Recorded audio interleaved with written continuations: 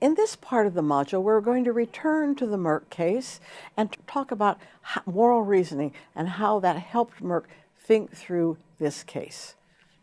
First of all, what are the facts? Well, we know the facts. These are cultures. Here's a picture of part one culture and how they live and how these people live and how poor they are.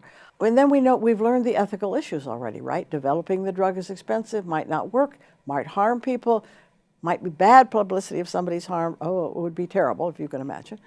Not developing the drug, again, bad publicity if someone finds out, and they will. There are no secrets from the media, as you know. Low morale of these researchers who are pretty sure this is going to work. A missed opportunity to help 30 to 100 million people. That's a lot of people. Giving rights to the other organization, Merck would lose his patent. They're not going to do that. Let's be sure, frankly. They're not. They didn't do that. So should they do this? Should they use funds for other drugs?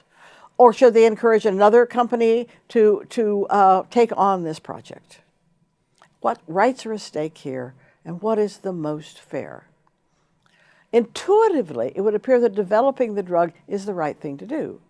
But from a cost-benefit analysis, you're not so sure, because there are plenty of other people. I don't know how many people have cancer, but at least 100 million people globally, probably more. We can look that up. How many people have HIV? Well, we know in Africa, 30 million people alone are infected with that HIV, and that's only one continent. So there are just lots and lots of places where Merck could help people and actually be profitable as well. And then, of course, the problem of testing. There's always a problem of testing a drug. Terrible, because it doesn't always turn out right. And in fact, a lot of times it doesn't turn out right, and so you have to go on and do something else. So there's the issue of negative publicity, and then the morale of the researchers. That turns out to be really important for Merck, because in a pharmaceutical company, the most important people are your researchers. If you don't have good researchers, and if they're not developing new drugs, because since it takes forever, 10 to 20 years, you're out of business, obviously. You've got to have great researchers, and you've got to have some drugs in the pipeline, or you will be, company no more. Now, Merck has lasted over 100 years, and one of the reasons they've lasted is that researchers love to work there. They really like that company, and that makes a huge difference in competition.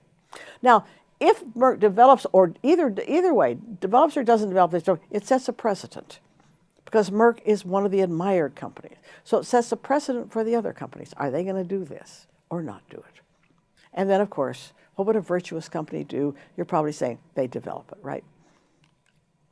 And then, of course, we have the vision of the founder, and that's always sort of in the background, in the heads of everyone at Merck.